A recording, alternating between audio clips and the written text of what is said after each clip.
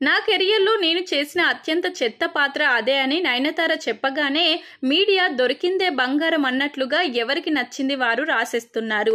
కోతికి కొబ్బరి చిప్ప దొరికినట్లుగా నయన్ చేసిన చెత్త పాత్ర అంటూ హడావిడి చేశారు.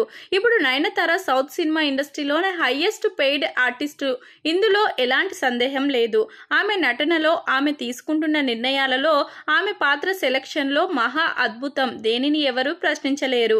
అయితే ఇవన్నీ ప్రస్తుతం పక్కన పెడితే గతంలోకి వెళ్తే ఆమెకు అసలు అవకాశాలు ఇచ్చే రోజులు కూడా కావవి.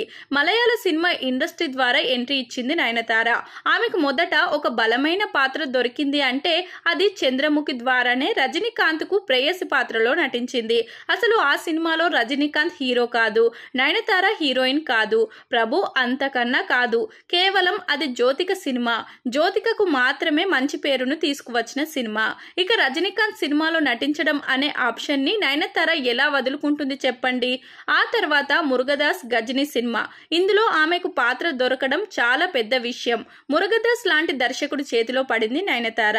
హీరోయిన్ ఆమె కాదు, ఆసిన్. అన్ని తెలిసి చేసింది ఆ సినిమాని. ఇప్పుడు చాలా సింపుల్ గా అది చెత్త సెలక్షన్ అంటూ కొట్టేస్తుంది. ఆ రోజుల్లో ఇవి ఇవ్వడమే ఆమెకు గొప్ప. ఒక మలయాళ పరిశ్రమ నుంచి వచ్చిన డయానా మరియం అనే సీరియల్ క్రిస్టియన్ అమ్మాయికి ఇండస్ట్రీలో మంచి అవకాశాలు దొరికాయి. అవి చెత్త పాత్రలే అయినా ఆమెకు గుర్తింపు తెచ్చిన పాత్రలు కూడా అవే. ఆమెకు 2010లో అదుర్స్, ఆ తర్వాత శ్రీరామరాజ్యం సినిమాలు వచ్చే వరకు తెలుగు సినిమా ఇండస్ట్రీలో అయితే తగిన ప్రాధాన్యత దొరకలేదు. ఇప్పుడు అలా ఆమెకు ఎంట్రీ ఇచ్చిన మంచి సినిమాల గురించి నోరు పారేసుకోవడం వల్ల నయన్ సాధించేది ఏమీ లేదు. ఇన్నేళ్ల పాటు సైలెంట్ గా ఉండి ఇప్పుడు ఆ దర్శకులను అలా అనడంలో అర్థం లేదు.